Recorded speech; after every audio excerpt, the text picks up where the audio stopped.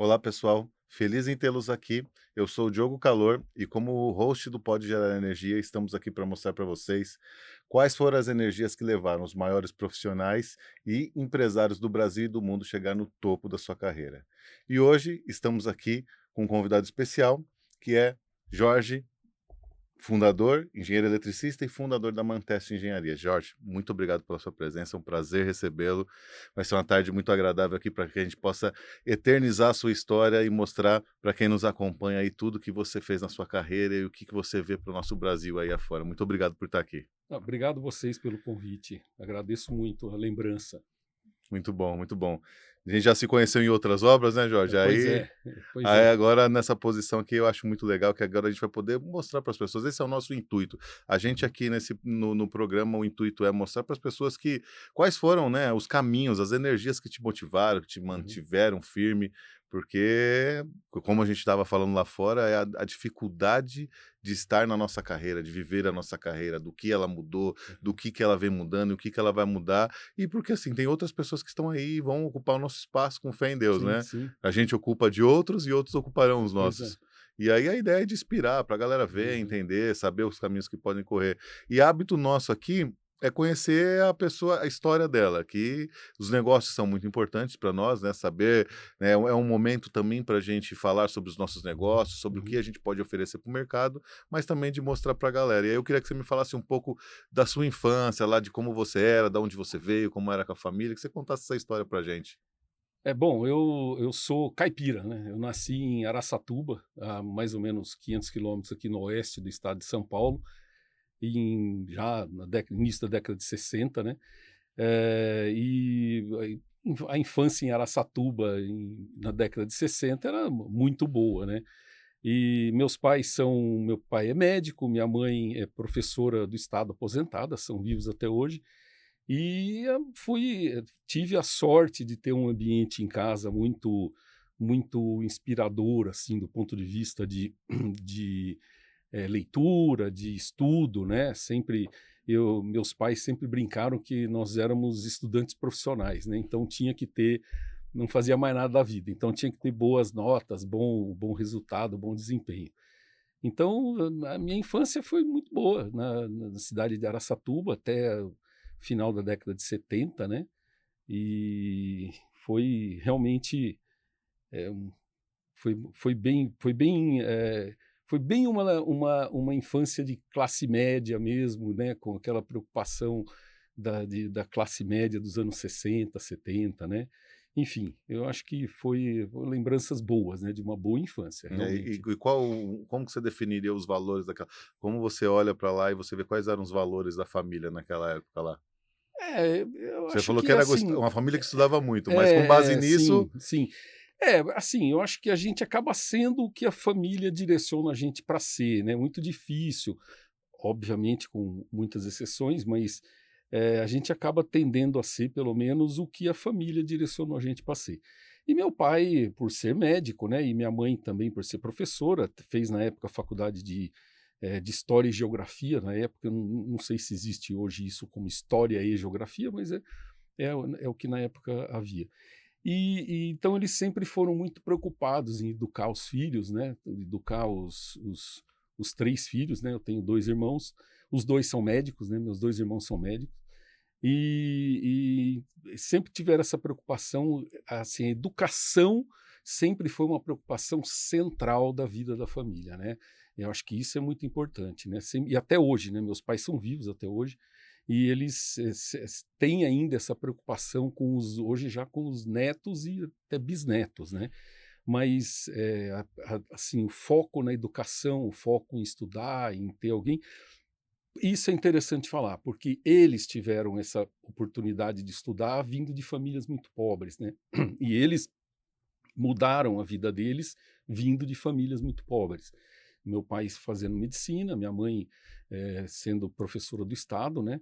E então eles mudaram a vida deles com a educação. Então eu acho que esse é uma lembrança muito forte na minha vida, muito presente, né. E até hoje meu pai é vivo, até hoje estuda, faz faculdade de astronomia, né, que está se legal. formando astrônomo aí até o final do ano, com 91 anos, né? Que bacana. Então, assim, isso é uma coisa que a gente sempre teve como um valor muito, muito forte, sabe? E eles vieram de origem humilde, mais Muito, muito simples. humilde, Então muito eles humilde, conquistaram muito na humilde. raça, É, mais ou menos trabalhando e isso, na lutando raça, muito. na raça. Mais ou menos isso, na raça mesmo, né? Trabalhando e estudando ao mesmo tempo, né? Fazendo as duas coisas, porque precisavam, né? Então, isso foi uma coisa muito presente na nossa vida, né? E ainda é, né? E isso eu passei Entendi. para meus filhos, né? Eu vejo que meus filhos, eu já tenho netos, né?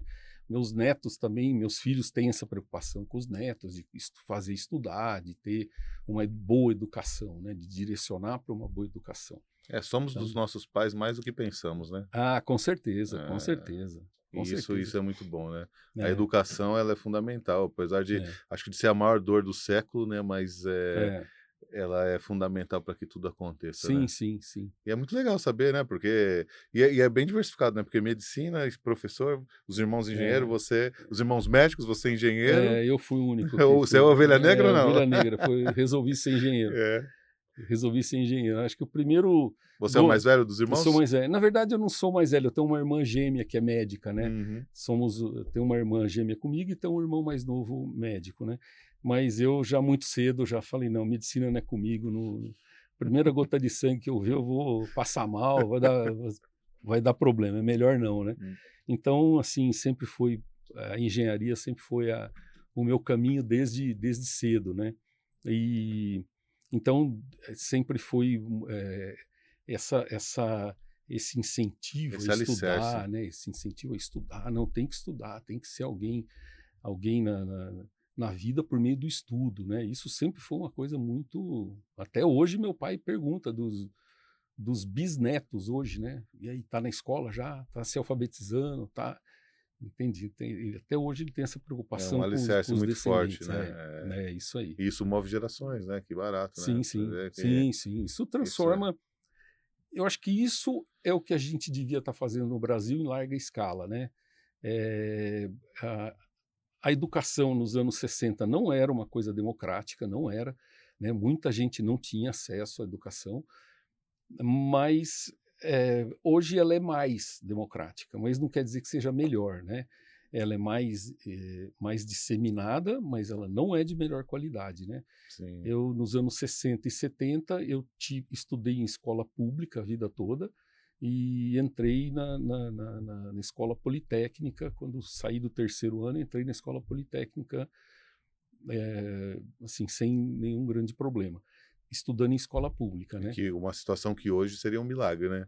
Uma pessoa sair É, de uma escola é, pública e entrar numa politécnica é uma coisa é, que você, seria é, muito. é um corte de 1 para 1000, talvez, ou até mais, né?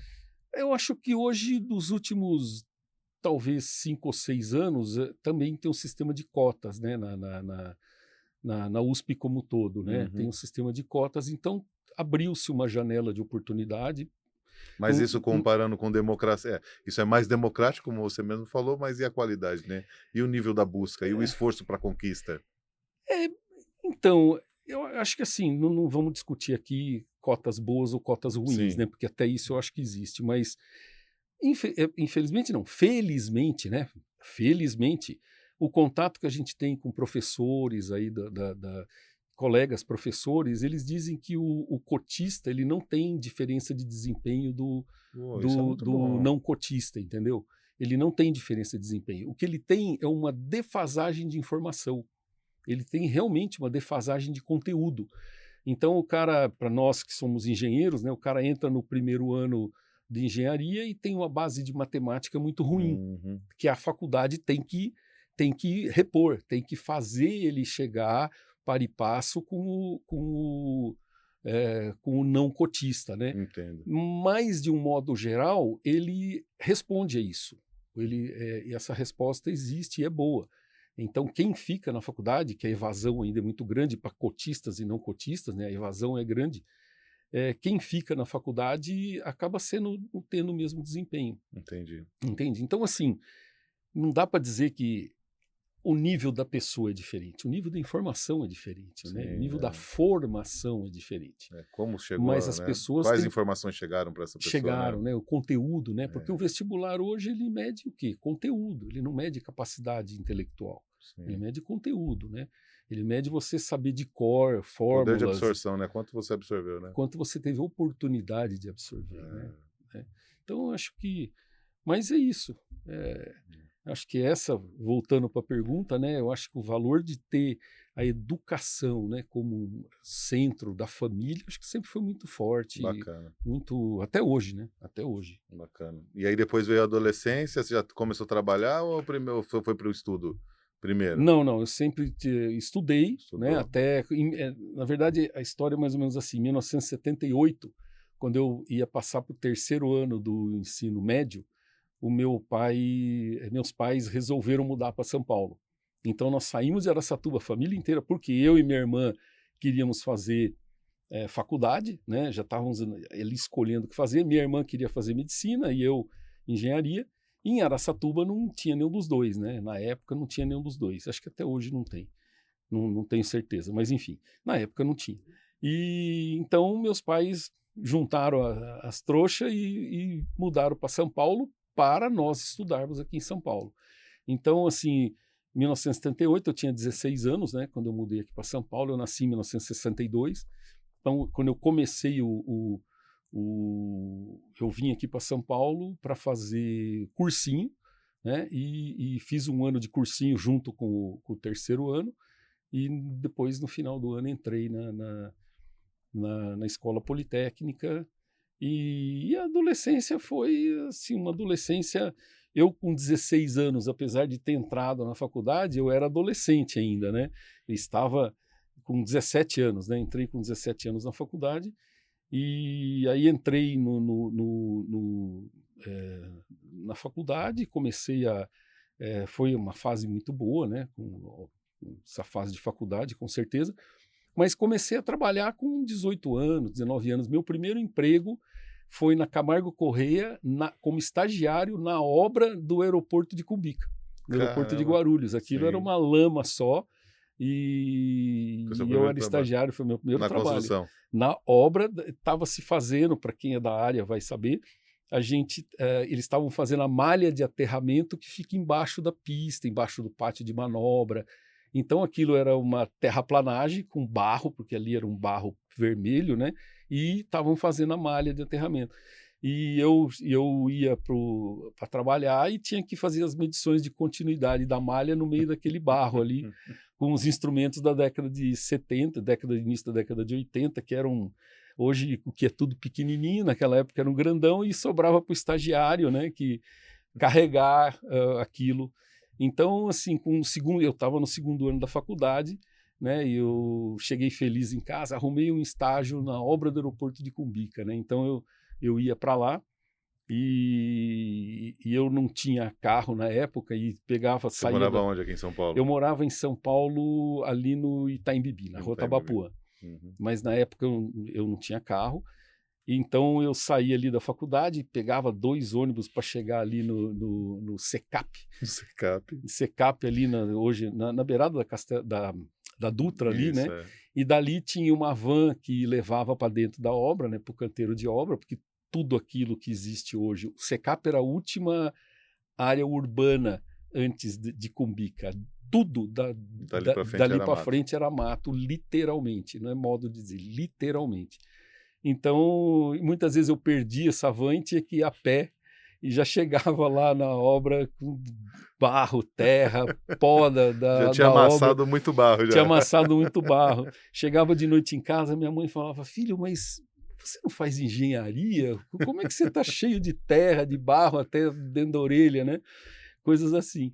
Então, aprendi muito, foi um trabalho muito, muito, muito legal. Fiquei um ano na obra ali, um ano inteiro ali trabalhando, aprendi muito, eu tive bons preceptores ali, engenheiros eletricistas muito bons na época que me ensinaram bastante. Foi muito bom, foi um primeiro emprego muito bom. E por que engenharia?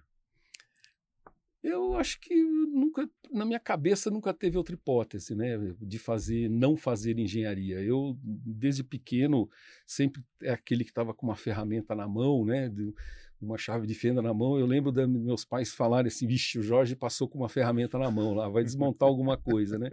E eu tenho que consertar daqui que eu desmonto e conserto, né? Então, eu acho que bem pequeno mesmo.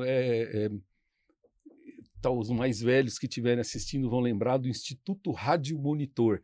Era um curso de eletrotécnica feito por correspondência. Correspondência, Você recebia os catálogos assim, eu tenho ainda, os primeiros eu tenho ainda guardado em casa. Você recebia os fascículos, né? Catálogos, não, os fascículos com os capítulos explicando a teoria, tinha exercícios para fazer no final, você destacava a página, já vinha um envelopinho selado, você punha aquilo dentro do envelope, punha no correio e eles devolviam depois, depois de 20, 30 dias, vinha a resposta corrigida, o testinho que você fez, né? que Foi legal. assim que eu comecei na eletrotécnica, né? Então, assim, desde isso, eu estou falando com 10 anos de idade, 10, 11, 12 anos Caramba. de idade. Eu, com 12 anos de idade, tinha um certificado de técnico eletrotécnico do Instituto Rádio Monitor, eu tenho até hoje. Tenho até hoje. E então, assim, nunca foi para mim, assim, eu entrei na engenharia que eu quis, né, na engenharia elétrica, fui para a área que eu quis, que foi eletrotécnica, e nesses 42 anos de engenheiro, sempre trabalhei nessa área de eletrotécnica, de sistemas de potência, né? Eu sou do tempo ainda que o diploma da Poli era engenheiro eletricista, modalidade eletrotécnica, né? Tá escrito no meu diploma. Hoje não é mais assim, hoje essas áreas É. mudaram, não é mais desse jeito. Mas o meu diploma está lá, engenheiro eletricista, modalidade eletrotécnica. Então, eu tive a sorte de sempre trabalhar nessa área, né? Sempre trabalhar com sistemas de potência, que é a eletrotécnica, né? Que a gente É, chama. bacana. E começou lá no aeroporto de Guarulhos, aí você ficou há quanto tempo lá, estagiário? Acho que 1 ano e meio, 2, 1 ano e meio. E Um aí ano e meio. depois disso, Foi da metade do segundo ano até o final do terceiro ano. Porque aí no final do terceiro ano, eu já entrando no quarto ano, eu passei num concurso da Eletropaulo, da época, né? Um concurso para estagiário na Eletropaulo. Era um concurso aberto para o Brasil inteiro, um concurso público, e eu passei e escolhi trabalhar no departamento de manutenção da Eletropaulo. Tinha uma vaga no departamento de manutenção oeste, que ficava ali da- da- coladinho na Ponte Cidade Jardim. Existe ainda, até hoje tem lá a subestação. E eu fui trabalhar lá como estagiário no departamento de manutenção. E naquela época, diferente de hoje, né? Hoje é muito mais complicado, mas um estagiário ia para campo, né? Ia para campo, colocava a mão testava, na massa. colocava a mão na massa, testava, trabalhava sábado, domingo. Então tinha manutenção num transformador daqueles gigantes, assim, num sábado eu falava, põe eu na lista, né? Que eu quero ir ver. E foi assim que eu comecei a essa área de eletrotécnica, a entender os equipamentos, como que funcionam, para que serviam os vários equipamentos de uma subestação, como funciona uma subestação. De novo, tive a sorte de ter bons chefes, né, que me orientaram bastante. Foi uma fase muito boa também. Isso foi o quarto ano inteiro. Só que naquela época, a Eletropaulo, quando eu estava começando o quinto ano já, eu achei, talvez seja contratado, não seja, a Eletropaulo anunciou, falou assim, olha, ninguém vai ser contratado, né? Era uma época meio turbulenta no governo do estado e tal, ninguém vai ser contratado. Então, vocês estão começando o quinto ano, ninguém que entrou junto com vocês vai ser contratado como engenheiro. E aí eu comecei a me coçar, né? Fui atrás. Uhum. E eu achei uma vaga, né, para engenheiro estagiário, continuei como estagiário, mas já no quinto ano da faculdade, na antiga Westinghouse do Brasil. A Westinghouse hoje a gente conhece a Westinghouse como linha branca, né, geladeira, fogão até, mas na época eles tinham fábricas de equipamento de subestação, né, equipamentos de baixa tensão, média tensão. Depois eles venderam essa divisão no mundo todo e saíram dessa área. Hoje uma parte é Eaton, outra parte acho que Power Tools, enfim. Mas na época eles tinham uma fábrica grande ali do lado da Ponte do Socorro, na Marginal, e eu fui trabalhar como estagiário na fábrica da Westinghouse do Brasil, que ficava ali do lado da Ponte do Socorro. E aí mudou, foi saí de um ambiente de manutenção, de campo, para um ambiente fabril, de indústria, né? na engenharia de uma indústria, uma multinacional, onde eu tive muitas oportunidades. A primeira vez que eu fui para o exterior trabalhar foi pela Westinghouse, né? Tive muita oportunidade de crescer, de conhecer equipamentos, enfim, equipamento de subestação, de baixa, média tensão, projeto de equipamento, projeto de subestação, projeto de painéis, né? Isso ainda como estagiário ou não? Ainda como estagiário. Mas aí quando chegou no final do 5º ano, eu fui contratado e fiquei na Westinghouse 2 anos e alguma coisa, né? Fiquei ao todo entre 1 ano de estágio e 2 anos. Meu primeiro emprego como engenheiro foi na Westinghouse do Brasil, né? Foi um bom emprego, foi um bom É, emprego. e isso é muito diferente. Eu também, quando eu comecei na área, mas eu comecei como auxiliar técnico. E foi em 96. E eu lembro que eu era numa manutenção também numa empresa que depois era Quaker, depois virou PepsiCo, e aí foi embora de Guarulhos, que do lado do aeroporto, Aham. inclusive. E aí tinha uma caixa d'água gigantesca. Aí no primeiro dia que eu cheguei, menino do Senai lá, 14 anos, aí o chefe da manutenção, que na época era o Mané Preto, ele falou: moleque, tá vendo isso aqui? Ele me mostrou uma lâmpada incandescente. O que que é isso? Eu falei: uma lâmpada. Ele falou: olha pra cima. Aí eu olhei pra cima da caixa d'água. Lá em cima aquele pontinho vermelho. O que que é aquilo lá? Eu falei: não sei. Ele falou: é uma lâmpada. Tó, vai lá Troca. trocar. E eu subi a caixa d'água, não sei nem quantos metros tem, mas lembro, se você passar na Dutra, ela ainda tá lá, né? Vai uma infelicidade, aquela planta vai ser demolida, eles vão construir prédio ali. É, é, Mas é. eu subi aquela caixa d'água, foi meu primeiro trabalho na elétrica, foi trocar uma lâmpada numa caixa d'água. E eu queria te perguntar, qual que é, você que também viveu esse universo onde o estagiário metia a mão na massa, a gente tem 2 fatores muito que eu queria saber sua opinião sobre isso. Tem 2 fatores muito graves, na minha opinião, que é hoje as grandes empresas contratam um estagiário até a sua formação e depois tem o desligamento. Muito É. pouco se aproveita o estagiário. Eu trabalhei em multinacionais como gerente de engenharia, e aí É. abria-se o programa já com, não importa quem era, quem vinha. Abria-se já com um fim, que era o Uhum. final da conclusão do curso, e os caras não podem fazer nada. É. Então, nessa visão, né, na nossa época onde a gente era estagiário, a gente podia fazer e ainda era aproveitado pelas Sim, sim. empresas, e hoje? Como que você vê isso? Isso que você está falando, eu acho que assim é uma coisa que isso acontece realmente. Inclusive eu conheço muitos casos.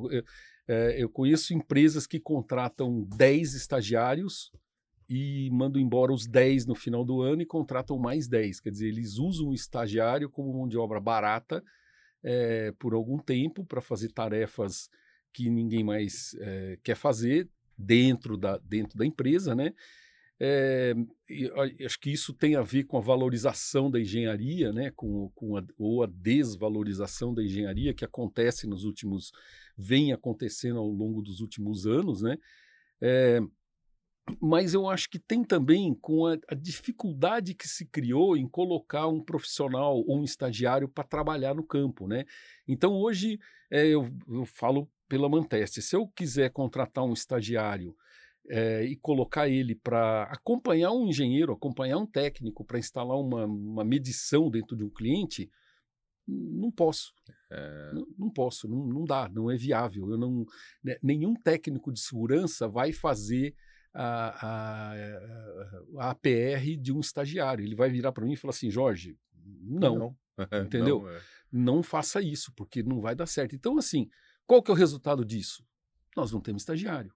É. Entendeu? Podia ter? Podia ter, tem lugar, tem trabalho para pelo menos uns 2, não Manteste, que é uma empresa pequena. Mas nós não temos estagiário.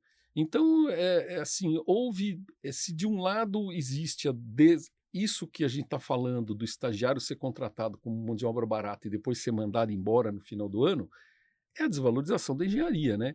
Você pega outro, entendeu? A gente puxa outro e pronto, né? Manda esses que estão aí embora e pega os próximos da fila aí e tá tudo bem. Então, é uma desvalorização do profissional, porque quando eu me formei, eh, eu lembro que eu entrei na Westinghouse já com um plano de carreira definido. Eu me lembro bem do chefe falar assim: olha, você vai ficar 1 ano como estagiário, se tudo der certo, você vai ser avaliado. No final do ano, você se formando, tem uma vaga, tem uma vaga de engenheiro para você começar, né? Então, assim, havia uma previsão de trabalho boa, havia uma expectativa de contratação, né? Havia uma intenção da empresa de manter aquela mão de obra que foi treinada. Então, as pessoas que estavam dentro da empresa, os engenheiros mais velhos, as pessoas que eram todo mundo chefe, né? Estagiário só tem chefe, né? Todo mundo que era chefe ali, havia uma preocupação em treinar bem aquele estagiário, porque ele ia ser a mão de obra daqui a um ano que ia ajudar eles a carregar pedra, Sim. entende? Então havia uma preocupação da empresa em valorizar aquele menino, né? Um menino de 20 anos de idade, 21 anos de idade, que eu tinha 21 no início do quinto ano, né? Em valorizar aquele menino e transformar ele numa mão de obra técnica adequada, né? Porque eles iam precisar. Esse é o ponto, né? Porque a empresa iria precisar daquela mão de obra treinada mais para frente. E isso a gente perdeu, né? Isso a gente perdeu porque o Brasil se desindustrializou, né? O Brasil, hoje, esses equipamentos que eu falei que a Westinghouse fazia no Brasil não são mais fabricados no Brasil, são todos importados, né? O produto existe ainda, as linhas de produto existem, mas são todas importadas, né? Não fabrica mais praticamente nada é fabricado no Brasil. Então, assim, houve uma desindustrialização que causou a perda do valor dessa mão de obra técnica, do engenheiro, né? Então, eu acho que isso é o que melhor explica esse problema do estagiário, que eu não senti, né? Fazendo um paralelo, né? Um pouco mais para frente, eu tive a oportunidade de trabalhar numa empresa alemã e eu tive a oportunidade de morar na Alemanha. Lá é o contrário, né? Eles pegam um engenheiro recém-formado como engenheiro, treina ele durante 2 anos numa área e depois de 2 anos dele como engenheiro que ele vai produzir alguma coisa. Então a empresa tem a preocupação de treinar aquela mão de obra técnica, né? Para só depois colocar ele para produzir, né? Aqui o que se espera é que o cara já venha com a solução debaixo do braço, né? Então, E hoje o mercado quer contratar um engenheiro por R$ 2.500 e que ele seja engenheiro ainda, né? exatamente. Aí quando o engenheiro vai trabalhar numa instituição financeira, ganhando 3, 4 vezes isso, aí reclama. Estamos formando engenheiro para trabalhar na área financeira. Escuta, esse é o mercado, né? Todo mundo tem o direito de trabalhar onde é melhor, Onde lhe convém, né? onde lhe convém, né? É, Então, se o mercado não muda, sendo mais interessante ele trabalhar numa área correlata ao que ele estudou, né? Ele vai mudar, é sim. simples assim, né? E essa é a nossa responsabilidade, eu acho que nos dias de hoje, porque essa é a dificuldade que a gente vive, mas a gente tem uma responsabilidade de apoiar, né? E é muito difícil, porque, né, o Estado não ajuda a gente, né? Porque a gente às vezes, pô, é legal você também ter como eu também comecei, você também começou, você fazer parte de uma história de uma empresa, né? Você Aham, ser aham. aquilo, ela ser a sua história e você Isso, ser a dela. E agora isso, você isso. contrata uma pessoa, você não pode fazer nada com ela nada com você, e aí não tem vínculo, não tem nada, né? E se tudo foi para fora, desindustrializou, tudo foi ser feito fora, e aí o Estado pega e fala para a gente que ele aumenta o imposto na hora da importação para favorecer a produção nacional, mas, né, a conta que nunca fecha, né? Não, na verdade o Estado brasileiro é um Estado ineficiente e caro, né? É caro porque é ineficiente porque é caro, ou assim, o que começou antes, né? Ficou caro depois de ter virado ineficiente, ou encareceu e depois ficou ruim, tanto Não faz, foi, né? Por onde começou. O fato é que o Estado brasileiro é um Estado ruim, né, em termos de eficiência e caro, né? Enfim, então, historicamente, a gente não vem melhorando, né? A gente vem piorando, né? A carga tributária aumenta, a ineficiência do Estado aumenta, né? Os problemas que a gente vê aí são cada vez, né? A gente olha o noticiário e fala, não, juro, né? Que não acredito que isso está acontecendo, né? Será que ninguém se toca aqui? Mas, enfim, é isso, né? Isso é um fato, né? A gente, nesses anos todos aí, o que a gente vê é o Estado ficando mais pesado, mais custoso e pior, né? Em termos de prestação de serviço. Porque é o que eu sempre falo, Diogo, Imposto todo mundo tem que pagar, né? Não Imposto tem? tem que pagar. O problema não é pagar o imposto, o problema é esse imposto sumir num ralo, num É, buraco negro aí que a gente não tem ideia para onde vai, né? não Ou usufrui pior, né? nada, né? O pior sabe Sabe para para onde onde vai, vai, a né? gente sabe Sabe para para onde onde vai, vai. né? É, E não é onde deveria ir, né? é. Então, esse é o problema, né? O problema não é pagar o imposto, o problema é o imposto não retornar no mínimo, né? Que a gente precisa para o país ser Mas minimamente mas bom, você né? que viveu essas 2 gerações, você acha que isso é um pouco filosófico? Porque hoje eu vejo muita gente filosofando, falando que: "Ah, mas o SUS é um exemplo lá fora", mas filosofa-se muito falando sobre a qualidade do nosso estado, que ele é eficiente, mas talvez um pouco corrupto. Na sua opinião, você que viveu lá atrás, onde o estado, ele tinha sua força, ele pagava seu imposto, e era normal como era hoje, mas tinha mais eficiência, né? Existiam engenheiros, menos engenheiros dos que entravam aos que saíam, era uma quantidade menor, porque sempre houve desistência, mas Uhum. hoje é absurdo, né? E aí essa questão, aonde se perdeu isso, nunca vamos saber, né?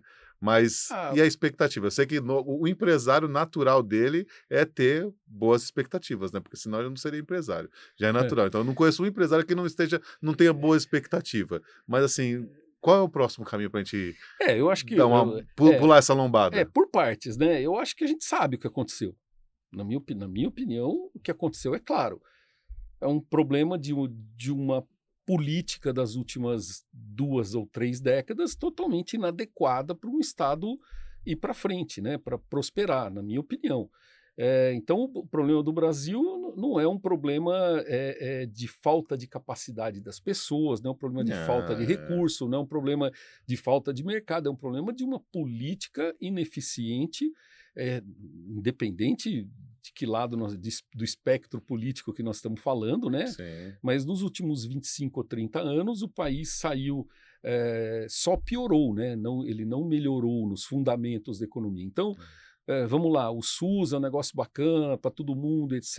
Ok, entendeu? Mas você tem gente na fila do SUS para fazer o procedimento que salvaria a vida dela com 1 ano de fila, É. né? Então, assim, ok, né? É uma saúde universal, mas não é bem assim, né? A gente, talvez no estado de São Paulo, esteja numa bolha, né? Numa boa bolha, onde as coisas relativamente bem funcionam bem, né? Na minha cidade, lá em Sorocaba, onde eu vivo hoje, né? Eh, eh, a cidade de Sorocaba é uma cidade boa do ponto de vista de Sim. atendimento, do ponto de vista de funcionar o SUS, a parte que é municipalizada, né, funciona bem, mas a gente sabe que o Brasil é muito grande, tem lugares que é muito ruim, né? Então, assim, Mas é, você pega Sorocaba, por exemplo, a população de Sorocaba já é uma população, tem a população simples, também as pessoas simples, mas Sorocaba é um lugar onde as pessoas buscam qualidade, e aí tem-se o preço para se viver lá. Não é, por é, exemplo, de você morar no sertão da Bahia, não, não, né? não Então, é, não assim, é, sim, isso sim, falar sim. que Sorocaba, que é um lugar muito bom, ter um bom sistema que é bem assistida, é fácil, por conta da população que vive lá. Que tem, Não é por conta da concordo, baixa população, não, é concordo, por conta da concordo. alta população que Concordo, ocupou ali. concordo. A renda per capita é um pouco maior, o nível de É, escolaridade é um pouco maior, pouco não, é maior do é. que a média brasileira, e isso eleva o nível de É, todo mundo, né? O nível da cobrança, o nível da. sim, Concordo 100%. é, E então, assim, é, e assim, para onde nós vamos, né? O que a gente deveria fazer? É, eu, assim, a gente está num ciclo de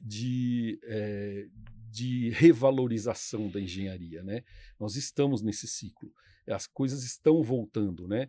Eu acho que o Brasil vai ter um 2027 bom em termos de econômicos. Eu realmente acho que vai. Independente de quem ganhe a eleição no final do ano, eu acho que tem um ciclo que é maior do que o próximo governante, seja ele quem for. uhum, Então, o Brasil vai ter um ciclo bom econômico a partir do ano que vem. Puxado pelas empresas de data center que estão investindo em massa, pelas empresas de IA, né, de processamento de IA que estão investindo em massa, pode ser. Mas também puxado pela indústria que está aos poucos se recompondo, uhum, apesar da gente ser, de ser tentar não ser pessimista, né? Tentar não ser otimista, aí voltando para a sua pergunta, o empresário, ele é um otimista, né? Eu acho que a hora que você sai do emprego e fala, vou ficar por conta e vou fazer o meu corre, né?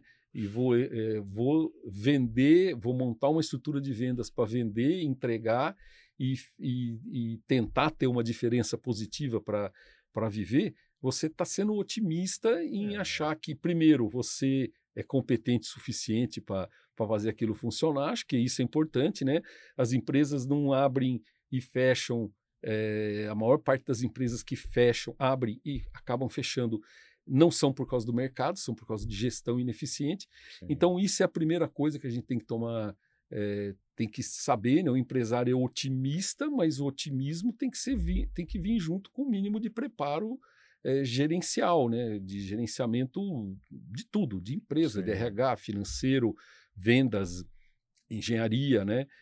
Então, acho Que é a que educação lá na base lá?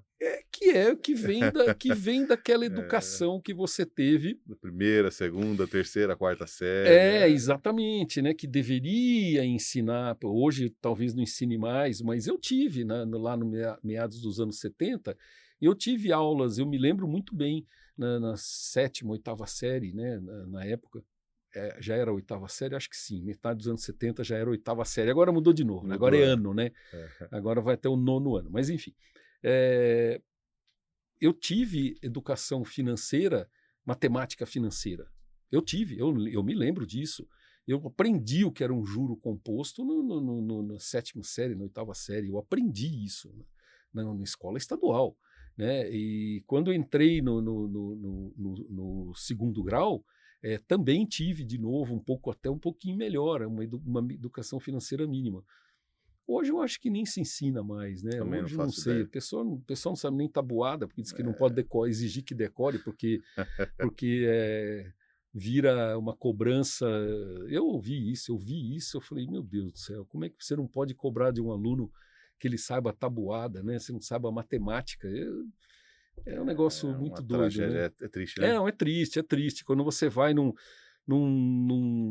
algum lugar e pega duas coisas que custam R$ 10, a tendente puxar a calculadora para somar 10 mais 10. É um negócio É, muito louco. Você fala, inacreditável isso, né? Mas acontece, é. não tô exagerando, isso É, acontece. isso é a É a realidade, realidade, é é a a realidade. realidade. As pessoas não perderam, né? A educação perdeu essa capacidade, né? Mas onde há Então isso. problema, há possibilidades de De vitórias, né. Então melhoria, tudo isso que a gente oportunidade, está sim, vivendo, sem dúvida, talvez vire sem o tempo, dúvida, talvez não, vai virar o tempo e vão vir sem outras dúvida. oportunidades, as pessoas vão enxergar oportunidades, né. Voltando um pouco, falando disso, né, mas voltando um pouco lá para a Poli, né, para a escola politécnica, quando veio o sistema de cotas, né, começaram a entrar pessoas que muito boas, cotistas, né, muito bons, mas com conteúdo defasado e com alguma capacidade financeira que não era a mesma que aqueles que os outros tinham. Então, manter aquele aluno na faculdade passou a ser um desafio. A comunidade politécnica dos alunos, como a Associação dos Engenheiros Politécnicos, né, que é uma associação muito antiga, que eu faço parte, a associação puxou isso para si, né? Hoje existe um grupo que chama Amigos da Poli, que fazem, que montam, fornecem uma estrutura mínima para as pessoas que precisam de apoio financeiro, assim, Que legal. com doação assim, notebook, entendeu? Você tem um notebook, pode doar, dá aqui para a gente arruma e dá para o aluno que não pode comprar. É, quanto que o cara precisa para se manter aqui? O cara mora lá na Zona Leste, ele não tem como vir e voltar todo dia para a faculdade. 3 horas de manhã para ir, 3 horas de manhã para voltar. Então, ele não tem como fazer isso para chegar na cidade universitária todo dia. Então, É, isso é muito bom, vamos viabilizar ele ficar ali por perto. que Então, legal. a, a, a, comu- Desconhecia isso. não, a EP, né, tem um trabalho muito legal. A EP, Amigos da Poli, são atividades sem fins lucrativos que estão hoje se movimentando através dos politécnicos mais velhos, né, para fazer isso funcionar, né? Ou seja, não vamos deixar essa oportunidade cota boa, cota ruim, Não não importa. importa, É, entendeu? Colocamos um aluno para dentro, colocamos uma pessoa para dentro por meio das cotas, vamos fazer o negócio funcionar. Se o cara é, for bom, ele vai ficar. sem Se o dúvida. cara não for bom, ele vai sair, mas se ele É, for bom, ele vai ficar. Porque não dá para dizer que o último aluno da rede privada é melhor do que o primeiro aluno da rede pública. Não é assim que funciona. é, As pessoas são. A capacidade intelectual é disseminada do mesmo jeito na sem população, dúvida. independente da classe social É. e da classe financeira, E a entendeu? entrega, ela vence muita coisa, né? A pessoa que se entrega para a Sim, batalha, ela sim, sim, sim, vence, também, também, vence até a também. inteligência, às vezes, quando é limitada, né? É verdade também, A tem isso vontade de também. É, chegar. É por isso que estudar. eu também não tenho opinião sobre cota, mas assim, se bom ou se ruim. Mas eu acho que assim, a pessoa que chegou ali independente, né? E ainda mais o cara na dificuldade de É, enfrentar um cenário que é entrar numa pole, né? é, Pô, não é para qualquer um. porque O a cara velha ir história, buscar isso, né? então assim, ele já não é qualquer um. É, Então assim, a não, cota já é legal. é. Porque ele já chegou, não chegou qualquer um ali. Chegou um Ele guerreiro. sabe o que ele está É, indo atrás, né? Eu acho que exato, esse é o ponto. exato. Quem, assim, por experiência própria, né? Eu entrei no início dos anos 80 e saí no final de 84. Fiquei 5 anos, depois entrei no mestrado e fiquei mais um tempo. É, esses anos, né? Esses 5 anos dentro da faculdade, né, de uma faculdade como a Poli, é assim. Muitas vezes você olha e fala: o que, que eu estou fazendo aqui, né? Né? Eu lembro que eu era muito bom aluno, eu era muito bom aluno no segundo grau, entrei muito bem colocado na época na FUVEST e tal, e eu lembro que a primeira nota que eu vim, que foi a álgebra linear, a primeira prova que eu fiz, a primeira nota da faculdade que eu vi, veio uma nota de 0,7. Eu lembro que eu olhava aquilo e falava assim: cara, eu não acredito, eu nunca tirei essa nota na minha vida, né? O que eu fiz de errado? Aí eu lembro que eu fui falar com o professor falou assim: olha, eu te dei 0,7, porque se você tirasse zero, você não podia fazer a substitutiva. Se quiser, eu reviso. Eu falei: não, não, não, Pensando deixa bem, né? como tá, né? Mas vamos ver o que você errou. Aí peguei um bom professor, né? Um bom profissional, um bom professor, que falou para mim: olha, você errou isso, tá. Pô, o que faltava era aprender a estudar, né? Era aprender a aprender, que eu acho que isso é o grande lance de uma boa faculdade, né? É que você vai aprender a aprender, e daí para frente aquilo, uma coisa que você leva para a vida toda, né? Então, nós que somos da área de engenharia, né, da área de sistemas de potência, todo dia tem novidade que você É, não conhece, né? Fora as novidades do dia, ainda tem as novidades do passado que você não deu conta de aprender. Então, aprender é uma coisa sem fim, que você vai ter que fazer a vida é, toda, né? Não tem é meio eterno, termo, né? é eterno. Então, se você não está disposto a aprender um pouquinho mais todo dia naquela tua profissão, você com certeza, nesse mundo de hoje, vai ficar para trás, né? É, IA era coisa de ficção científica quando eu É, comecei, pois né, é, há 40 anos atrás. Hoje está no nosso celular, né? pois é. Literalmente está no nosso celular. Tá nos ouvindo aqui, né? Tá nos ouvindo aqui, tá gravando aí, estamos recheando o banco de dados de alguma IA aí, né? É. Com certeza. É isso, É. é isso, né? E aí, agora voltando para tudo isso que a gente engloba, né, falando sobre tudo isso, eu queria entender até o final da sua carreira como CLT, como que foi ali? Quais foram Então, aí o final da carreira como eu CLT? fiquei 2 anos na Westinghouse e no final do segundo ano na Westinghouse, na época antiga Brown Boveri, né? Uhum. Hoje é a ZEA Brown Boveri, ABB, né? ABB. Mas eu sou do tempo que ainda era só Brown Boveri, que era uma empresa suíça, né? Que depois se juntou com a ZEA, que é uma empresa sueca, né? Mas a Brown Boveri era uma empresa suíça, que ficava ali em Osasco, na Avenida dos Autonomistas, e eles ganharam um pacote muito grande, um trabalho muito grande no trem de laminação número 2 da siderúrgica belgo-mineira, lá em João Molevade. E montaram uma equipe para fazer o projeto e estavam contratando no mercado gente para trabalhar nessa área, que junto com o trabalho de equipamentos que a Brown Boveri ia fornecer, tinha subestações, tinha uma expansão grande no consumo de energia, que estava tudo, era um pacotaço grande, e eles foram procurar profissionais no mercado, e nessa leva surgiu uma oportunidade, e eu, assim, até com dor no coração, porque eu gostava de trabalhar na Westinghouse, eu saí da Westinghouse e fui para Brown Boveri, né? E fiquei na Brown Boveri nesse projeto durante 2 anos, né? E de novo uma oportunidade apareceu numa empresa que não está mais no Brasil, que chamava Fichtner, uma Hum. empresa de consultoria alemã, que existe ainda na Alemanha, mas na época existia a Fichtner do Brasil, que tinha um escritório ali na Avenida Angélica, e a Fichtner do Brasil era uma empresa de estudos, né, de consultoria na área de sistemas de potência e na área também mecânica, área de vapor, área de processos de meio ambiente e tal. E eles estavam precisando de alguém que preenchesse lá, tomasse a frente de alguns projetos lá, e acabou chegando a mim essa vaga. Na época eu fazia mestrado na Poli, acabou chegando por um professor, e eu acabei aceitando e fui para essa empresa, para a Fichtner do Brasil, né, e acabei ficando nessa empresa 10 anos, nessa empresa, na Fichtner do Brasil. E é ali E que começou, aí é, daí ali eternizou a sua atuação na área de consultoria, é. foi ali que eu tive de novo a sorte. Fui morar na Alemanha, conheci uma pessoa lá que ainda hoje é uma referência na área de estudos elétricos. Tive a sorte de trabalhar do lado dele, assim, na baia vizinha, durante um tempão. Trabalhei num projeto um projeto para o governo da Arábia Saudita, de uma usina de dessalinização de água do mar, que dessalinizar a água do mar é uma indústria de água, né? Fabrica água, mas é uma indústria eletrointensiva. O subproduto da água potável, né, é energia elétrica. Então, para se dessalinizar a água do mar, queima-se um combustível, que normalmente lá é um óleo, né, petróleo, Uhum. gás Nossa, olha. natural, que lá tem barato, né? E com isso, com essa energia gerada, se dessaliniza a água do mar, mas sobra energia elétrica.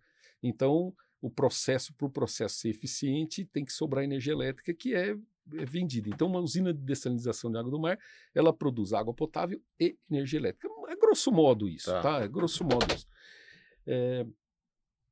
A gente, aí eu trabalhei, fui para a Alemanha, fiquei praticamente um ano lá, durante o ano de 92, foi bem no meio desses 10 anos, né? Só que a Fichtner do Brasil, o Brasil sempre foi um país complicado, né? E a Isso não é uma Fichtner, novidade, então. não, não é novidade. E a Fichtner resolveu descontinuar a Fichtner do Brasil, né? A Fichtner falou, olha, chamou os engenheiros e falou assim, nós não vamos continuar no país. Não dava prejuízo, mas também não dava aquela margem que eles queriam, que eles esperavam. A dor de cabeça era maior do que o ganho, né? E eles resolveram sair do país. E nessa deles saírem do país, eu acabei falando, pô, o que eu vou fazer, né? O que Aí eu que sei veio a fazer? Manteste. Aí que veio a Manteste. Isso já foi em 98, 99, por aí.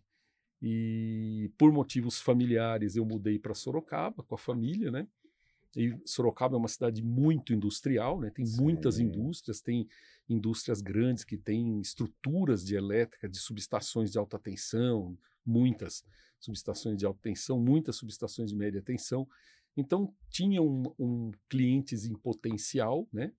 E eu acabei abrindo a Manteste e estou E lá até qual, e hoje. qual, e qual foi o desejo, assim? Eu sei que veio no final de uma carreira CLT para buscar, mas esse desejo ele já existia o sonho de empreender? Isso Não, já, já, já já, vinha já, antes? já existia um projeto antigo. Ele é um projeto que começou, na verdade, ele começou sei lá, lá em 86 por aí, quando eu abri com um colega uma empresa que chamava Gênesis Engenharia. A Gênesis teve muito sucesso durante algum tempo, mas eu naquela transição de solteiro para casado, no final continuava a ser uma aposta, né? Nós éramos muito novos, não conhecíamos o mercado, nós dois já tínhamos família, eu tinha o filho mais velho recém-nascido, e os dois sócios, resolvemos, não, vamos parar a empresa, vamos procurar cada um tocar a sua vida, É um amigo que eu tenho até hoje, né? Um Uhum. amigo do tempo ainda da- do cursinho, né, que eu fiz aqui em São Paulo, que é meu amigo até hoje, pessoal, há 40 e tantos anos. E a gente saiu eh, do ramo, né? Desistimos de ser empresário, mas Entendi. aquilo ficou na cabeça, né? Mas quando veio a Manteste, qual que era o sonho? A Manteste vai ser o quê? A Manteste nasceu como uma empresa de apoio a todas as empresas que consomem energia elétrica, né? Então, todo mundo que consome energia elétrica e tem energia elétrica como insumo básico do processo é um cliente em potencial da Entendi. Manteste. Então, essa é a nossa filosofia. Se você perguntar hoje para mim, a Manteste nasceu para o quê? Para a área industrial? Falo, ok, indústria, né? É um filão absurdamente, é o É, maior consumidor de energia elétrica do Brasil, a área industrial. industrial. Mas dentro desse critério, eu tenho também o óbvio, né? Hospitais, Sim, data centers, eu tenho, por exemplo, redes de televisão. TV Globo é um cliente antigo nosso, um grande cliente nosso. É, a parte de data center, que hoje está muito em moda, né? Se fala muito, praticamente todos que fazem, que operam e constroem data center aqui, ou foram ou são nosso cliente. Hoje todos os players aí, desde empresas que usam data centers, como o B3, por exemplo, como bancos, né? Santander, Itaú, Bradesco, todos esses foram Santander, Itaú e B3. Eu estou fazendo projetos agora, no momento, para eles, né? Estou fazendo trabalhos para eles agora. Bradesco já fiz muitos trabalhos no passado. É, Nick BR, que que tem um data sim. center grande ali do lado da Ponte João Dias, né? Então, assim, todos têm energia elétrica como insumo fundamental do processo. Hospitais, não precisa nem falar, né? Sem A gente tem dúvida. muitos hospitais. Albert Einstein já foi nosso cliente, ainda é nosso cliente. O Hospital Santa Joana, é, Inclusive onde a gente se onde a conheceu, gente né? se conheceu, É, né? O fizemos o hospital, projeto um lá. projeto bacana lá. O AC Camargo, né? O grupo AC Camargo, com várias unidades, a gente trabalhou em todas as unidades, até hoje temos coisa lá. Enfim, então, mas, por exemplo, um exemplo, eu conversando com um grande shopping center aqui de São Paulo, e ele me deu um número, não posso falar o shopping center, mas ele me deu um número interessante. Ele falou: olha, num sábado de tarde, eu chego a ter 50.000 pessoas no complexo. 50.000 pessoas no complexo deles lá, entre o shopping center, as lojas âncora que estão ali do lado, Entendi. tudo. 50.000. Todas vêm da mesma subestação. Quer dizer, um apagão ali é um, Sim, você é um atinge, caos. é um caos. É. É um caos. Então, a energia elétrica é missão crítica Sem para dúvida. esse processo. Né? O processo, um shopping center, mas é missão crítica. Né? Mas a missão crítica que você. A Manteste tem quantos anos hoje? A Manteste tem hoje 28, 28 anos. 28 indo, E indo para você já 29. nasceu com o propósito. A Manteste já nasceu com o propósito de ser uma empresa que olhasse para a missão crítica, Sim, que é a elétrica. sim, Fato. sim, Então, sim, esse mercado sim. nunca foi uma novidade para você, Não, lá de trás. lá de trás. Mas é que, assim, hoje a missão crítica, hoje está muito na moda falar de data center, né? Tá. Eu participei de grandes construções, por exemplo, até do Nick BR aqui. Aham, Na época, eu era gerente de engenharia de uma empresa grande de gerador, participei do projeto lá com as aham, máquinas deles, e já era uma realidade. Mas o sim. data center mudou muito também, né? Com a vinda da IA, é outro universo agora. Eu acho que, assim, a grande diferença é que num rack de processamento de dados, a gente consumia nesse rack 5 quilowatts. Ele tinha uma demanda ali de 5 quilowatts. 5 quilowatts é mais ou menos um chuveiro elétrico. Sim, Mais ou menos o que um chuveiro elétrico consome, 5.000 watts, 5 quilowatts. Hoje, o mesmo rack, naquele mesmo rack de 19 polegadas, a gente fala em 150 quilowatts. Entende? Então, você teve um adensamento do processamento e, obviamente, um adensamento do consumo de energia. Então, no mesmo metro quadrado que se consumia 5, hoje se consome 150. 150. Né? Nós estamos A falando exigência pela performance, né?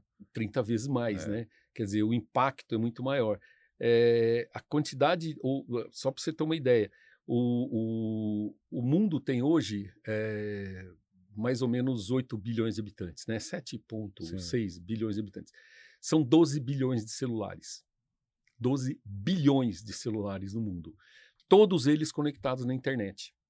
Todos eles conectados à internet. Então, há uma estimativa que se faz é que um celular, um smartphone igual esse que todo mundo tem, o que ele gera de tráfego de dados, o que ele demanda de tráfego de dados, o processamento disso é equivalente a mais ou menos uma geladeira, o consumo de uma geladeira doméstica. Entendi. Entendeu? Então, assim, não que o celular consuma isso, mas o que ele desencadeia O que ele puxa, né? O que está é, amarrado a o que ele, está né? amarrado a ele em termos de processamento de dados é mais ou Caramba, menos o que uma geladeira doméstica consome.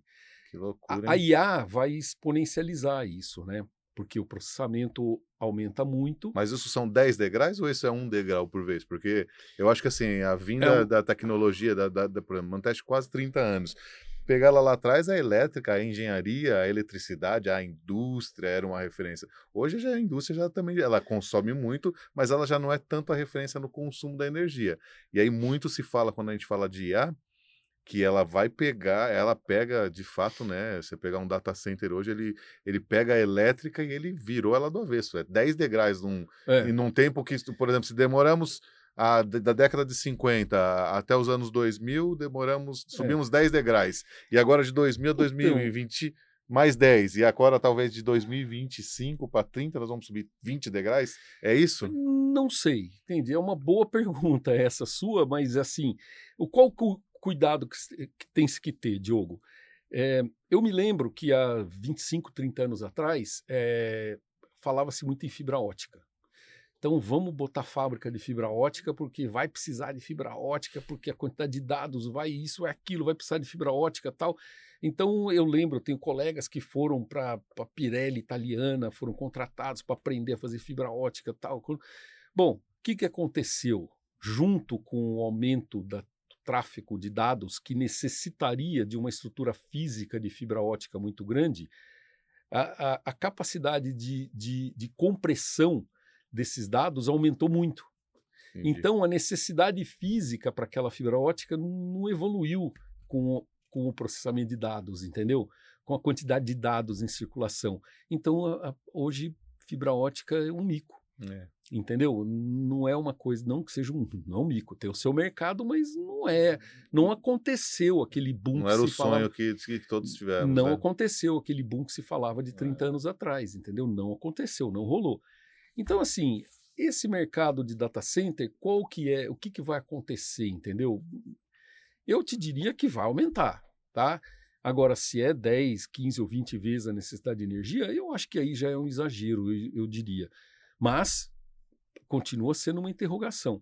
O fato é esse, entende? Um rack que consumia 5, mesmo metro quadrado que consumia 5, hoje consome mais de 100. Então nós temos aí nós temos 20 vezes, mas isso já aconteceu.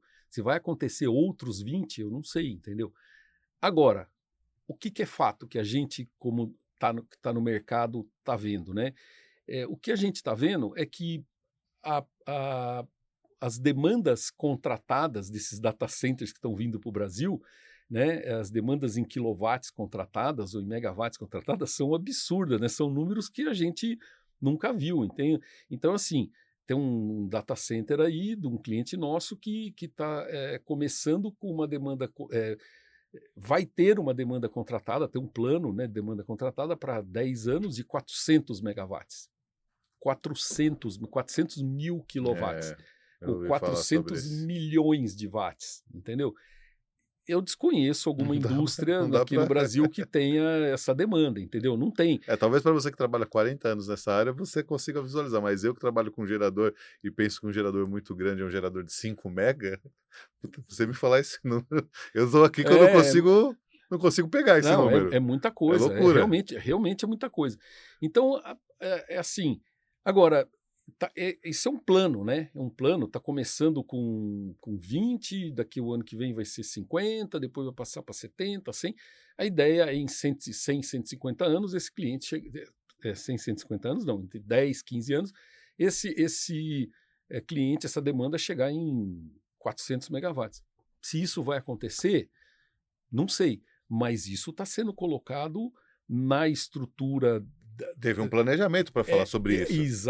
Não é um número Exatamente, que nós chutaram. estamos falando de empresas de classe mundial, É, empresas que têm milhares de a data probabilidade centers, é né? muito grande disso acontecer. A probabilidade maior é disso acontecer. É, E o Brasil, ele tem uma capacidade de geração de energia que ainda pode crescer muito, né? Apesar dos problemas do sistema interligado, apesar existem problemas ainda com essa operação em larga escala do sistema brasileiro, mas a gente tem energia, né? sim. Ainda tem energia. E Ah, essa é a grande inteligência da Manteste, do seu trabalho. é esse planejamento, É saber aonde está a energia e como usá-la, e o que você precisa, onde eu o posso que pegar, é como isso. eu vou fazer. Essa é a sacada É da. isso. É o que você tem que fazer agora para ter 400 megawatts daqui a 15 anos. Esse é o Entendi. ponto, entendeu? Ou se você já opera ninguém tem 400 megawatts hoje, mas como operando hoje, né? Mas se você opera uma operação, opera uma empresa, um data center, uma indústria que tem uma demanda de 50 megawatts, isso tem bastante no Brasil, tem várias que tem, você tem associado a isso, você tem um risco associado à energia elétrica que tem que ser operacionalizado, né? Entendi. Você tem que gerenciar esse risco. Você não pode simplesmente achar que vai ligar o transformador e vai dar tudo certo daí para frente sem fazer nada. Você tem que manter aquele equipamento, você tem que operar, você tem que acompanhar, né? Então isso é uma coisa que aí que a gente entra, né? O que você Hum, precisa fazer saber usar o que, né, o que você tem, para o que você um precisa ter. empreendimento novo, para um empreendimento que já está em É, operação, o que você tem que fazer para a coisa continuar funcionando dentro dos níveis de confiabilidade e disponibilidade que se esperam, né? É isso. assim, falando de fontes de energia, né? Porque a inteligência do seu trabalho, a inteligência da Manteste é visualizar a fonte da energia, né? O como usar a fonte e identificá-la, aperfeiçoá-la e levar ela ao ponto. É. Ok, isso daí é claro. Agora, uma coisa que eu queria saber da sua opinião como profissional qual tipo de energia que pode devolver isso? Porque falamos de eólica, depois de fotovoltaica, geração com fósseis, como tem o gerador, né? Nós trabalhamos muito com gerador a gás. Eu estava com o pessoal dos Estados Unidos esses dias aqui, a gente falando muito sobre isso, data center lá fora com gás, usando, que hoje aqui não é uma realidade. E aí o americano estava me falando, pô, isso acontece lá, como usar o gás também. Hoje no Brasil, assim, qual é, na sua opinião, o que a gente tem de melhorzinho para ser usado para se levar a energia elétrica? Não, vamos lá. Eu acho que a primeira coisa é assim, nada é mais barato do que a energia da concessionária, né? Sim, Ainda mais se você está ligado em alta tensão, né? De 138 mil volts, 138 kV para mais, você está na tarifa mais barata disponível no mercado. Então, essa tarifa mais barata é muito mais barata do que você gerar com diesel, nem se fala, não estamos nem falando do ponto de vista ambiental, né? Não ah, estamos sim, nem falando ainda, mas é muito mais barato do que o diesel e mais barato ainda do que a turbina a gás, porque o gás natural no Brasil é caro, né? sim, Nós não estamos falando de turbinas a gás que rodam com o tail gas, né? O tail gas seria gás sobra de processo que pode ser queimado numa caldeira e gerar, num ciclo combinado, virar um gerador elétrico e você ter um ganho de eficiência no processo. Não estamos falando disso, estamos falando de gás natural. Nos Estados Unidos, o gás natural é bem mais barato. O equipamento para ser investido é muito mais barato, né? Você tem disponível no mercado americano turbininhas a gás, né? Essas aeroderivadas, né? Que a turbina a gás que é usada no gerador a gás é a mesma turbina de avião, da aviação, né? É a mesma turbina. Que tem uma confiabilidade absurdamente grande, né? Você imagina que uma turbina de avião está lá ali no aeroporto de Salvador, a nível do mar, a temperatura de 42 graus, né? O avião decola e em 15 minutos ele está menos, a 30 mil pés com menos -30, 40, menos -40, 46, né, menos 40 do lado externo e uma pressão atmosférica bem mais baixa. Então e ela está trabalhando normalmente, é um equipamento extremamente confiável. Então, essa categoria de equipamento se transformou nas turbinas heavy duty, né, que são as turbinas aeroderivadas e são usadas para gerar energia elétrica. Esses equipamentos no mercado americano, eles são baratos, assim, comparado com o mercado brasileiro. Então eu participei de alguns trabalhos onde a gente avaliou para empresas lá nos Estados Unidos, né? Porque hoje a Manteste trabalha para empresas na América Latina inteira, tem trabalhos na América Latina inteira, Peru, Paraguai, Uruguai, eh, e também fazemos alguns trabalhos nos Estados Unidos, né? Eu participei de alguns trabalhos de avaliações de alternativas lá e eles contratam essas turbinas a gás para colocar como a gente põe aqui o gerador diesel, né?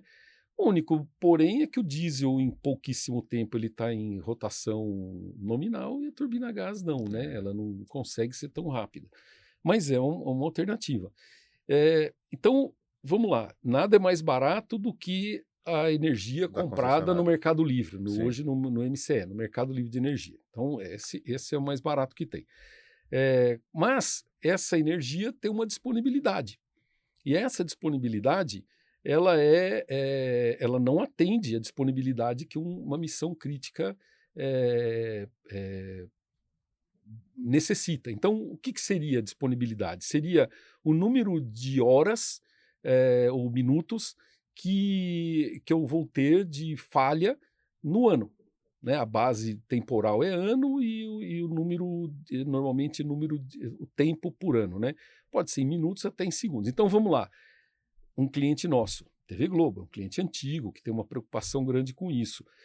Imagina uma falha de 1 minuto no horário do Jornal Nacional. É um desastre.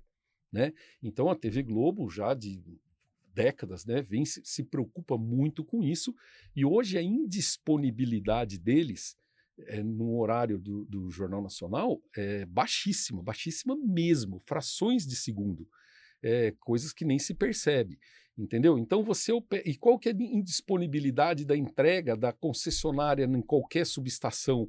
É algumas horas por ano.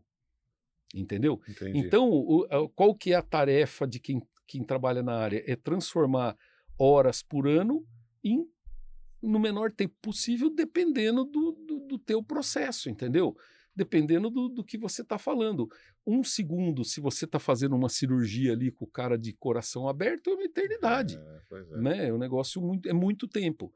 1 segundo para uma empresa, para um data center, pode não ser tanto assim, né? Pode não ser tanto assim, dependendo do processo Do que que ele a está, escala também vai depois disso, né? Depois do que a dessa ausência. escala, dependendo da retaguarda que ele tem, da redundância, dependendo de uma série de coisas, entendeu? Então eu acho que então hoje no Brasil se usa como fonte alternativa de emergência, né? Os geradores diesel, Sim. né? Que são hoje é o que se fala e o que se tem de melhor são os geradores diesel.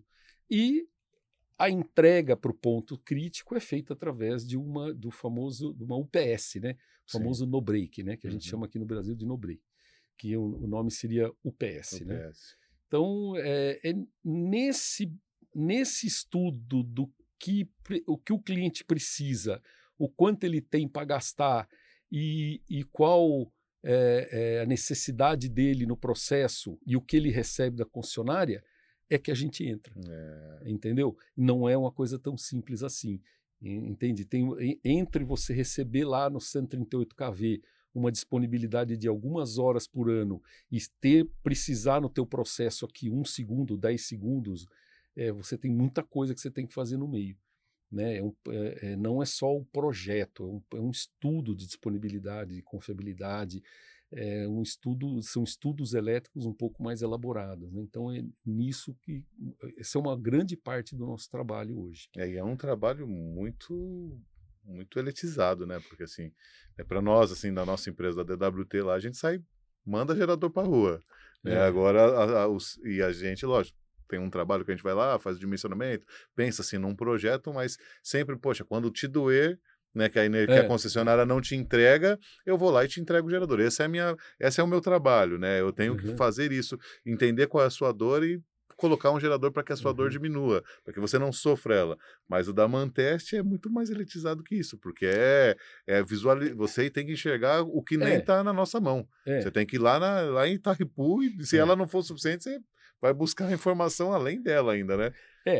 Eu brinco o seguinte, que o engenheiro, seja qual engenharia for, ele tem a arrogância de querer prever o futuro, né. Então, quando você constrói um prédio igual esse que nós estamos, o cara que construiu, que dimensionou os pilares, ele previu o futuro e falou: "Não, não vai ter terremoto aqui mais do que Sim, tanto, então eu não preciso ter sapatas, colunas maiores do que tanto, porque não vai acontecer esse terremoto". Ele previu o futuro, ou tentou prever o futuro. Se vier aquele terremoto que ele não previu, tá lascado. Mas ele previu o futuro, ou tentou prever o futuro. sim.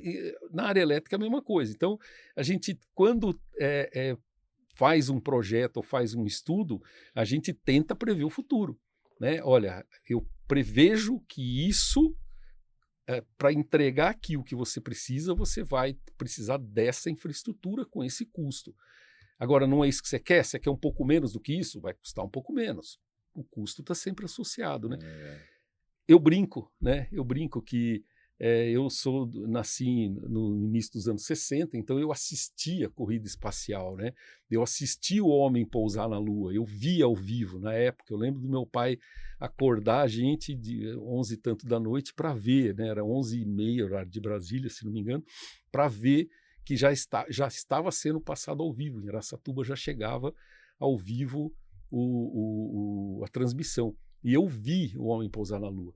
E aí, no início dos anos 2000, se mandou uma sonda que ficou 9 anos, deu 2 voltas no Sol, emparelhou com o cometa e soltou uma sonda menor, e essa sonda menor pousou no cometa. Você olha e fala, cara, é Que isso mesmo? loucura, Que né. loucura que é essa, entendeu? Só que aí você vai ali no supermercado e não consegue um carrinho que anda em linha reta, né? Na verdade, qual que é a diferença? Budget, né? Budget, verdade. Budget, se a gente tem tecnologia para fazer um carrinho que vai te seguir automaticamente? Tem. Vale a pena? Não vale. Qual supermercado vai investir nisso? Nenhum. Então, budget, Que né? loucura, Então, é. do que você está falando, entendeu? O teu prejuízo aqui de ficar 1, 2, 3 minutos é suficiente para valer a pena você encarecer a sua estrutura de redundância, né? É isso É. que o investidor tem que pensar, né?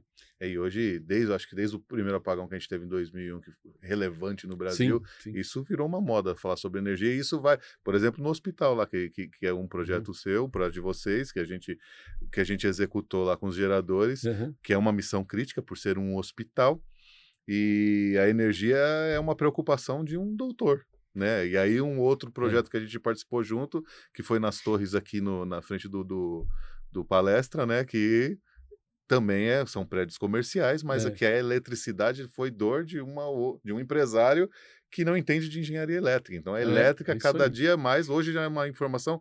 Antigamente, em 2001, era uma novidade. Como assim apagou? Como assim teve um apagão? Eu lembro, eu era É. técnico na época, tipo, isso é impossível acontecer. E hoje todo mundo sabe que é uma grande realidade a É, ausência da energia. é que se você parar para pensar, você vai ver o seguinte: a energia elétrica, o sistema de geração, transmissão e distribuição de energia elétrica, ele foi criado lá na segunda metade do século XIX, 1800 e alguma coisa, e início do século XX, para alimentar basicamente três cargas. Eh, a iluminação, né, iluminação de residencial e urbana, primeiro, né, depois o motor elétrico, que foi usado em larga escala na área industrial, né. Antes do motor elétrico, o que viravam os teares eram eixos que entravam para dentro da fábrica, e lá fora tinha uma turbininha, uma caldeira a vapor, uma turbininha a vapor, que giravam o eixo e gerava esse eixão grandão que entrava para dentro da indústria, e ali os teares eram pendurados com correias nesse grande eixo, né. Quando veio o motor elétrico, isso dava problema pra caramba, quebrava, aquecia, né, era um transtorno. Quando veio o motor elétrico, se descobriu que podia pôr o motorzinho do lado, dentro praticamente de cada máquina e levar um cabo ali e alimentar, era muito mais fácil o controle. Energia, a iluminação era gás, né, era um gás, em alguns lugares, o gás de baleia. Gás de baleia não, óleo de baleia, depois o gás natural, que era poucas casas tinham, era um negócio caro, difícil Sim. né, não era tão simples assim. E a terceira carga foi a geladeira elétrica, o compressorzinho da geladeira, que nos anos 20 por ali, teve um plano dos Estados Unidos de expansão de em cada lar uma geladeira. Então a ideia foi levar para cada casa americana uma geladeira. Então essas 3 cargas em menos de 50 anos, a lâmpada, o motor elétrico para uso industrial e a geladeira, foi o que deu o primeiro boom de consumo de energia elétrica. E tudo que foi, montado, projetado de geração, transmissão e distribuição de energia elétrica foi para fornecer para essas 3 cargas, que se piscar, piscou, entendeu? Não tem uma necessidade grande de uma disponibilidade como a gente está falando agora, né? Então, assim, mas o gerador continua o mesmo, a linha de transmissão continua a mesma, o transformador da subestação continua o mesmo e a distribuição urbana continua a mesma. Então você tem uma estrutura que foi criada há 150 anos atrás, onde a carga eram coisas simples e hoje são coisas muito complexas e que necessitam de uma disponibilidade maior. E que a gente sabe que nenhuma concessionária vai conseguir entregar para você o que sua carga precisa. É, Entendeu? Então, o que você vai entendi. fazer do ponto de entrega até a sua carga crítica é o problema. É. É aí que mora o perigo, entendeu? É muito legal. É muito interessante É, entender isso, porque e hoje a dor da energia elétrica é um conhecimento de todos, né? é, Hoje todo mundo, isso é quando esses verdade. pequenos apagões aí que a gente tem aqui em São É, Paulo, todo mundo fala, né? Quando você fala, trabalha com gerador, todo mundo, puta, mas e aí? Como que é? Como que todo mundo, hoje é uma, você fala isso com médico, né? Com é, qualquer profissional você puxa esse tema. É muito legal. Mas é uma evolução muito grande ver ver a inteligência do trabalho, né, que a Manteste faz, que você faz, aonde ele foi de 30 anos para cá, puta, é uma coisa, uma dor é, antiga, mas muito atual. é, é. Muito antiga, muito atual, muito legal. Jorge, para finalizar, eu queria uma visão sua, que você que é um especialista em missão crítica, em eletricidade, em energia, em engenharia, e aí, só para terminar aqui nosso bate-papo, eu queria falar contigo para entender uma situação que é a energia elétrica vindo do gerador. E aí fala, isso envolve tudo que a gente vive na vida como empresário, como cidadão, como tudo. E você que participou de grandes indústrias, eu também trabalhei em grandes fábricas, grandes fabricantes de geradores, os maiores do mundo, eu trabalhei. E aí eu vivi uma coisa o ano passado e eu queria que você me falasse como isso é no seu mercado da engenharia elétrica focada no consumo de energia com eficiência. O ano passado eu estava, né, eu trabalho com gerador há 30 anos, mas aí o ano passado eu recebi um WhatsApp de um amigo que trabalha num data center grande, que você conhece, certeza. E aí daqui a pouco ele fazendo um vídeo e chegando, acho que 4 ou 5 geradores gigantes no container, padrão data center mesmo. E aí, daqui a pouco eu vi lá escrito, Weichai. Eu falei: "Não acredito que os caras tá colocando", e eu que já trabalhei, né, hoje muito se fala: "Ai, data center quem é? Só Cummins e Caterpillar, daqui a pouco eu vi chegando esses Weichai, eu falei: "Não acredito nisso, o mundo tá acabando", né. E aí ele me mostrou, depois ele me mostrou fotos da produção, aí eu falei, fiquei impressionado. Aí em outubro eu fui pra China para ver isso lá de perto. E aí eu fui em fábricas lá que os caras produzem para data center para o mundo inteiro, para a Europa Sim, sim, inteira. sim, E sim, a sim, China? E aí sim. essa é a pergunta. A China, em gerador, ela já mudou. Lá na China, uma fabriquinha pequenininha, tem uma alta performance, um produto de alta qualidade. E a China chegando no Brasil, porque ela sempre existiu, mas chegando numa missão crítica. Aham. Você entendeu? Um Sim, sim, produto que era, sim. que era mal falado, ele entrou e não bateu na porta de ninguém. Eu tenho certeza que as pessoas que trabalham na Caterpillar e na Cummins, eles devem ter se contorcido 6 noites seguidas na cama, porque eles achavam que o mundo era deles. E perderam. porque eu esse acredito. data center foi buscar lá fora, É. né, ele foi lá Sim, buscar sim. e chegou e é muito bom. É, E no global, no data center, na missão crítica, no hospital, como que é esse mercado chinês na engenharia entrando a engenharia da China entrando no mundo? uhum. Eu tive o ano passado na feira Intersolar que teve aqui no Center Norte, né, e a minha surpresa é que, foi uma feira. Eu fui para acompanhar um amigo que me convidou, e a feira era muito maior do que eu imaginava. E eu posso te dizer que da área de baterias, 90% era chinês, e da área de solar, né, de painéis solares, 2/3 era chinês. Eh, assim, e produtos, assim, das mais diversas, eh eh, capacidades e qualidades e procedências, mas de um modo geral eu vi coisas que eu não imaginava que eles estivessem fabricando já naquele nível. Eu tive na China em 2019, a última vez, trabalhei lá num estaleiro, e eu fiquei impressionado também. Lá em 2018, 2019, eu realmente fiquei impressionado com a capacidade deles de movimentação de recursos, com a capacidade técnica dos profissionais envolvidos. Realmente eu fiquei. Assim, eu acho que esse caminho. eh, assim, hoje a estatal chinesa lá está ganhando vários pacotes aqui no Brasil na área de transmissão, né, de energia elétrica. Tem vários, muitos pacotes que está sendo ganho pela estatal chinesa, que aliás fica em Sorocaba também. Leilões, né, leilões de blocos de energia, não só de geração, mas de transmissão também.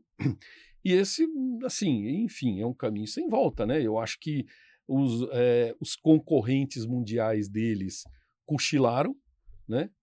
Cochilaram e eles É, no gerador eles passaram na ainda estão frente. cochilando, porque eles nem sabiam que estava chegando. Eu tive em 2000 se não me falha a memória, 2014, eu tive na fábrica da Cummins lá em Ramsgate, Uhum. no sul da Inglaterra. Passei lá 10 dias fazendo uma inspeção nos equipamentos para um cliente. E, e achei que era a fábrica mais legal que eu tinha conhecido até aquele momento. Eu falei, cara, isso aqui é muito. Já era uma fábrica toda automatizada, robozinho para tudo que é lado, né? Aqueles robozinhos pequenininho pelo chão da fábrica, levando e trazendo peça, ferramenta, tal. Fiquei maravilhado. Quando eu fui em 2019 para a China, eu vi carros automatizados dentro da indústria. Carro, não era robozinho de chão de fábrica, eram carros, carros grandes, carros carregando carga grande, autônomos, levando coisa de um lado para o outro. Numa indústria que não deixava, num estaleiro que não deixava nada para nenhuma outra indústria de pesada do mundo. Realmente não.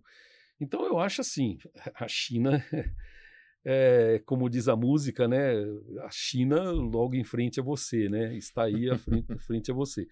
Eh, então é um caminho sem volta, é Mas um eu caminho eu sem volta. pergunto isso porque, assim, já é de muitos anos, por exemplo, quando a gente fala de potência, vou falar de um seccionamento de potência que antigamente, putz, isso aqui é muito importante, eu vou usar Aham. ABB ou eu vou usar Schneider, né, ou Siemens, isso É tinha, e hoje isso é é tá então, na área de proteção, que a gente atua muito, né, na área de proteção de subestações, a gente falava em produtos europeus e americanos como state of art, né. uhum, Então a gente tem aí 3 ou 4 fábricas que seriam as detentoras aí dos produtos top de linha, tal. Só que nos últimos, sei lá, 4, 5 anos, eu cheguei a testar relés chineses que eu falei: "Caramba, é isso aí", entendeu? Os caras estão chegando, é, entendeu? E produtos pequenos, compactos, altamente autônomos, assim, com uma inteligência, um IA já embarcado, muito interessante, e que não fica, do ponto de vista de desempenho e de funcionalidade, nada atrás dos concorrentes mundiais. Isso na área de proteção. Na área de instrumentação é interessante falar também. A gente faz teste de proteção. Então, caixas de corrente para testar relés, hoje se fala num topo de linha, em marcas topo de linha europeias, americanas, no mínimo 600, 700 mil reais chega para nós aqui, no mínimo, uma caixa de entrada. Aí, de repente, você tem uma caixa chinesa que custa um quarto disso e que você pega para testar e fala, cara, é tão boa quanto, entendeu? Tem menor, mais compacta, e você fala, não é possível, aqui dentro, vamos desmontar, vamos ver o que tem aqui dentro, não é possível. Isso. Aí você olha e fala, cara, realmente a coisa é bem melhor do que eu imaginava. Então, assim, dentro da minha área, eu posso te dizer que produtos de automação, que hoje um relé se fala que é um IED, né? É uma interface de automação da subestação. Esses produtos de proteção e automação, os produtos de teste, que é a instrumentação, hoje os chineses já estão muito próximos dos topo de linha e vão chegar lá. E vão chegar lá, Não, né? vão chegar lá porque eles são determinados e sabem o caminho que seguir, têm capacidade técnica, têm uma visão bem pragmática de mercado. Isso é interessante, eles têm uma visão bem pragmática de mercado, então eles sabem que tem que ganhar mercado pela qualidade, né? Então Eu acho que a China, ela viveu, acho que toda, sei lá, eu quando comecei a DWT, a gente precisava de um tipo de cliente para sobreviver. Aí a empresa vai tomando corpo e aí vai, né, graças a Deus e muito trabalho, a gente vai tendo a seletividade vai mudando conforme o é, tempo vai passando, né? Você vai podendo atender clientes maiores. E a China, eu acho que ela começou lá atrás, né, com a seletividade um pouco mais baixinha e hoje ela já enxergou que onde ela quer tudo. E não tem mais, eu acho, a gente como engenheiro, a gente já não pode mais desqualificar um contador do fulano, que é da China. não, não, Um não, disjuntor, não, acabou. Isso não, acabou, né? Isso não, não tem mais e não adianta falar, eu vou pôr um ABB. Não, acabou. não, Não tem mais essa. Se não, tem a imagina, certificação, imagina, entregou, vamos fazer. E isso foi imagina. muito legal, porque eu vi num data center. Depois eu fui lá na China e eu vi os caras mandando pro mundo inteiro. Os caras, isso aqui, 10 geradores vai para não sei aonde. Só gerador gigantesco. Eu falei, É. caramba. Eu falei, quando eu tive nesse estaleiro, lá na China, eles estavam fazendo uma plataforma, uma FPSO, né, para Petrobras. E eu achava que eles estavam fazendo, era a plataforma que eles estavam trabalhando seria Seria aquela, essa. a P-71 da Petrobras. E, na verdade, eles estavam com mais 20 e tantos, 26 ou 25, 26 outras plataformas sendo construídas ao mesmo tempo. Então, assim, no final, era uma indústria gigantesca que eu não imaginava que existia, É. né? Que eu realmente não imaginava, numa cidade no sul da China ali. Isso é muito bacana Então, para os engenheiros aí enxergar que é, o mundo está um pouquinho além do nosso umbigo, né? é isso aí, é É isso muito aí. bom, Jorge. Putz, muito legal conhecer a sua carreira. Muito obrigado por você ter vindo. É muito inspiradora, muito bacana saber, né, que vai muito além de tudo que a gente pensa do que é a energia elétrica. Muito inspirador, tenho certeza que vai motivar muitas pessoas a entender. E aí eu queria que você finalizasse com tudo que você viveu, porque a gente está Uhum, aqui e a nossa responsabilidade, eu acho que como engenheiro e como cidadão, é promover isso adiante, né? E aí para os uhum. engenheiros que estão chegando aí hoje, né, dá uma luz para a galera acreditar que ele vai ter uma oportunidade que não Aham. seja finalizada quando acabar o contrato do estágio. Eu acho que é, isso é importante falar, né? Eu acho que é, a- o trabalho de revalorização da engenharia está sendo feito por essas entidades como a EP, que eu falei. Isso está sendo feito, isso é um fato, isso está vindo de uma forma muito forte. Existem grupos multidisciplinares, eu participo de alguns que juntam federais, as melhores faculdades de engenharia do Brasil, que estão se movimentando e saindo daquele casulo acadêmico para valorizar a engenharia e passa, na minha opinião, a revalorização do engenheiro passa pela reindustrialização do país, que eu acho que vai acontecer, né? Então, o que eu gostaria de dizer assim para o jovem que está começando, né? Não desista, né? Nenhuma profissão é fácil, não vai ser fácil para ninguém. Não foi fácil para ninguém, né? Então, assim, não desista, porque estude bastante e pense que uma boa carreira é uma carreira grande, né? Não tem uma carreira extensa, comprida, com bastante tempo, né?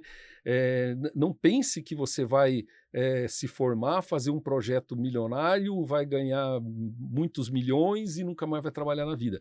Isso pode até acontecer com alguns, com poucos, né? Mas não vai acontecer.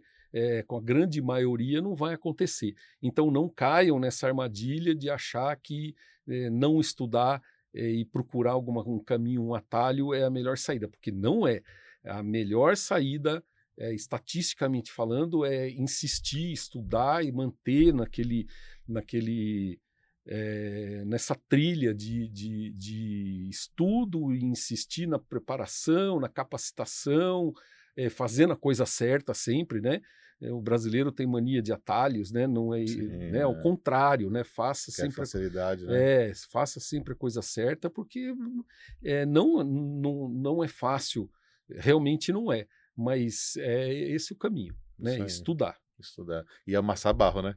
Amassar barro, é amassar Como barro, né? todo É engenheiro amassar amassou. barro, não pode ter medo de trabalhar, né? Tem que trabalhar, Tem que é trabalhar. trabalho, é É isso isso. aí. Muito bom, Jorge. Muito obrigado por você ter vindo. Estou Obrigado muito pelo feliz. convite. É um prazer, já dividimos projetos juntos, né? Pois Eu é, tive essa felicidade, esse espero que orgulho. tenham Que outros, né? tenhamos Que outros, muitos ainda. muitos, com fé em Deus e muito trabalho. Muito obrigado por você ter vindo, Obrigado. muito obrigado por sua história, muito obrigado pela sua disposição. Estou muito feliz e agradeço muito por você ter vindo aqui. Legal, obrigado. Obrigado. Isso aí, pessoal. Mais um dia sensacional, conhecendo a fundo uma pessoa, uma história, um cidadão, né, um empresário que pode te inspirar e que está aqui para te mostrar onde a gente pode chegar, né? Tudo é possível com trabalho, com dedicação, fé em Deus e muito trabalho, amassando muito barro. Muito bom, Jorge. Hoje a energia veio de você. Muito obrigado por sua energia, por Obrigado. mostrá-la. E para vocês que nos assistem, até o próximo. Muito obrigado. Que você tenha muita saúde e muita disposição para lutar. Obrigado e até a próxima.